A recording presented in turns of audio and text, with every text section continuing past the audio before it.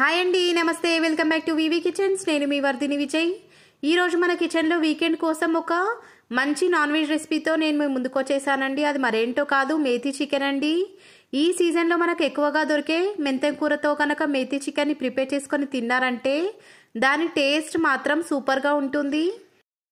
మెంతం కూరని యూజ్ చేస్తూ చేసే ప్రతి రెసిపీ కూడా అద్భుతంగా ఉంటుందండి. అందులో ఈ మేతి చికెన్ కనుక సేమ్ నేను చెప్పే ప్రాసెస్లో కనుక ప్రిపేర్ చేసుకొని తిన్నారంటే మీ ఇంట్లో వాళ్ళందరూ కూడా ఫిదా అవుతారండి.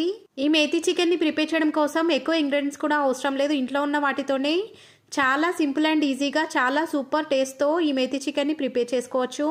మరి ఆలస్యం చేయకుండా ఈ మేతి చికెన్ని ప్రిపేర్ చేయడం కోసం ప్రాసెస్ స్టార్ట్ చేసేద్దాం.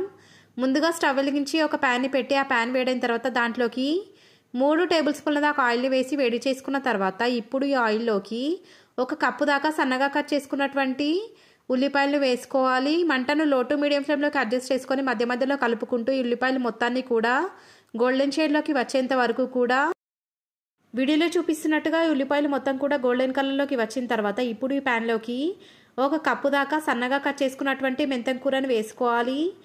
ఈ మెంతం కూర క్వాంటిటీ వచ్చి 1/2 కేజీ వరకు ఉంటుందండి. ఈ 1/2 కేజీ మెంతం కూరను వాటర్తో బాగా వాష్ చేసుకున్న తర్వాత వాటర్ మొత్తాన్ని కూడా డ్రైన్ చేసేసుకొని సన్నగా కట్ చేసుకొని ఆ కట్ చేసుకున్నటువంటి మెంతం కూర ఆకుల మొత్తాన్ని కూడా ఈ ఆనియన్స్లోకి వేసుకొని ఆనియన్స్తో పాటు కలిసేలాగా ఒకసారి కలుపుకొని ఈ మెంతం కూర మొత్తాన్ని కూడా పచ్చివాసన పోయేంత వరకు కూడా కలుపుకుంటూ ఫ్రై చేసుకోవాలి. 5 మినిట్స్ తర్వాత ఇప్పుడు ఈ మెంతం కూరలోకి హ్యాండ్ఫుల్ ఆఫ్ కొత్తిమీరను కూడా వేసుకొని కొత్తిమీరను కూడా ఈ మెంతం కూరతో పాటు కలిపి ఫ్రై చేసుకోవాలి. ఈ మెంతం కూర ఇంకా కొత్తిమీర రెండు కూడా పసరు వాసన పోయి వీడియోలో చూపించిన కలర్లోకి వచ్చేంత వరకు కూడా మంటను లో ఫ్లేమ్లోకి అడ్జస్ట్ చేసుకొని మాత్రమే ఫ్రై చేసుకున్న తర్వాత ఇప్పుడు ఈ మెంతం కూరలోకి 1 టీ స్పూన్ దాకా అల్లం వెల్లుల్లి పేస్ట్ని కూడా వేసుకొని అల్లం వెల్లుల్లి పేస్ట్ మొత్తాన్ని కూడా ఉల్లిపాయలతో పాటు కలిసేలాగా కలుపుకొని మరొక 1 మినిట్ పాటు ఈ అల్లం వెల్లుల్లి పేస్ట్ని కూడా ఆయిల్లో బాగా ఫ్రై అవ్వనివ్వాలి. 1 నిమిషం తర్వాత ఇప్పుడు ఈ ప్యాన్లోకి 1/2 టీ స్పూన్ దాకా పసుపును కూడా వేసుకొని పసుపు మొత్తాన్ని కూడా ఈ మెంతం కూర ఇంకా ఉల్లిపాయలతో పాటు కలిసేలాగా ఒకసారి అడుగు నుంచి బాగా కలుపుకున్న తర్వాత 1 కేజీ దాకా చికెన్ని ఈ ప్యాన్లోకి వేసుకొని ఆ చికెన్ మొత్తానికి ఉల్లిపాయలు ఇంకా మెంతం మొత్తం కూడా కలిసేలాగా అడుగు నుంచి కలుపుకున్న తర్వాత ఈ చికెన్లోకి రుచికి తగినంత ఉప్పు మొత్తాన్ని కూడా వేసేసుకొని ఆ ఉప్పు మొత్తాన్ని కూడా ఈ చికెన్తో పాటు కలిసేలాగా ఒకసారి అడుగు నుంచి కలుపుకొని ఈ చికెన్ ప్యాన్ పైన మూత పెట్టి మంటను లో టు మీడియం ఫ్లేమ్లోకి అడ్జస్ట్ చేసుకొని 5 to 10 మినిట్స్ పాటు ఈ చికెన్ మొత్తాన్ని కూడా ఆయిల్లో బాగా ఫ్రై అవ్వనివ్వాలి. ఇలా మనం చికెన్ని ఉడికించుకుంటున్నటువంటి టైంలో ఈ చికెన్లో నుంచి వాటర్ అనేటివి బయటకు వస్తాయండి. వచ్చిన వాటర్ మొత్తం కూడా డ్రై అయిపోయి చికెన్లో నుంచి ఆయిల్ అనేది పైకి తేలి వచ్చేంత వరకు కూడా ఈ చికెన్ని మంటను లో ఫ్లేమ్లోకి అడ్జస్ట్ చేసుకొని మాత్రమే కలుపుకుంటూ ఫ్రై చేసుకోవాలి.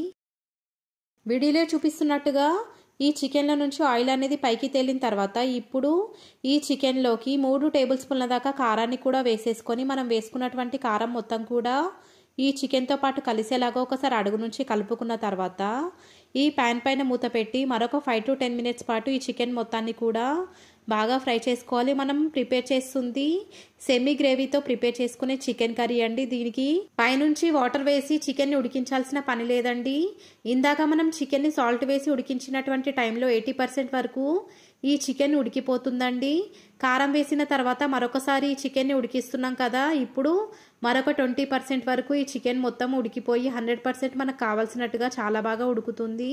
10 నిమిషాల తర్వాత ఇప్పుడు ఈ చికెన్లోకి 1/2 టీ స్పూన్ దాకా గరం మసాలాని కూడా వేసుకొని గరం మసాలా మొత్తాన్ని కూడా ఈ చికెన్తో పాటు కలిసేలాగా ఒకసారి అడుగు నుంచి కలుపుకొని మరొక 5 మినిట్స్ పాటు ఈ చికెన్ పైన మూత పెట్టుకొని ఈ చికెన్ మొత్తాన్ని కూడా మంటను లో ఫ్లేమ్లోకి అడ్జస్ట్ చేసుకొని మాత్రమే ఉడికించుకోవాలి.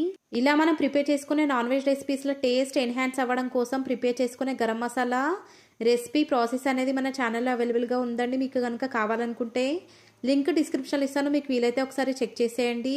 5 మినిట్స్ తర్వాత ఈ ప్యాన్ పై నుండి మూత తీసి చెక్ చేసినట్లయితే ఈ చికెన్ బాగా ఉడికిపోయి ఆయిల్ అనేది పైకి తేలడం స్టార్ట్ అవుతుందండి. ఇలా ఆయిల్ అనేది పైకి తేలిన తర్వాత ఈ చికెన్ మొత్తాన్ని కూడా ఒకసారి అడుగు నుంచి బాగా కలుపుకొని ఒకసారి సాల్ట్ చెక్ చేసుకొని కావాలనుకుంటే యాడ్ చేసుకొని స్టవ్ ఆఫ్ చేసేసి ఇలా ప్రిపేర్ అయినటువంటి చికెన్ కర్రీని ఒక సర్వింగ్ బౌల్లోకి ట్రాన్స్ఫర్ చేసుకొని మీకు నచ్చినట్టుగా తినేయొచ్చండి. ఈ చికెన్ కర్రీతో అన్నం కానీ చపాతీ కానీ రోటీ కానీ తినొచ్చండి. ఎలా తిన్నా కూడా ఈ చికెన్ కర్రీ టేస్ట్ మాత్రం అద్భుతం అని చెప్పొచ్చు. చూస్తుంటేనే ఎంతో టెంప్టింగ్గా ఎంతో కలర్ఫుల్గా ఈ చికెన్ కర్రీ ఉంది కదండి. దీని టేస్ట్ కూడా చాలా బాగుంటుందండి. ఈ చికెన్ కర్రీని ప్రిపేర్ చేస్తున్నంతసేపు ఇల్లు మొత్తం కూడా గుమగుమలతో నిండిపోతుంది. అంతా అరోమేటిక్గా ఈ చికెన్ కర్రీ అనేది ఉంటుందండి. ఒకసారైనా కూడా ఈ సీజన్లో ఈ మేతి చికెన్ కర్రీని ప్రిపేర్ చేసుకొని తిని ఎలా వచ్చిందో నాకు ఫీడ్బ్యాక్ ఇవ్వడం మాత్రం మర్చిపోకండి. ఇప్పటి వరకు నా ఛానల్ని సబ్స్క్రైబ్ చేసుకోకపోతే ఒకసారి సబ్స్క్రైబ్ చేసుకోండి. ఆల్రెడీ సబ్స్క్రైబ్ చేసుకున్న వారికి చాలా థ్యాంక్స్ అండి. ఈ రెసిపీ కనుక మీకు నచ్చినట్లయితే లైక్ చేయండి, షేర్ చేయండి, మన ఛానల్ని ఇలాగే ఎంకరేజ్ చేస్తూ ఉండండి. Thanks for watching.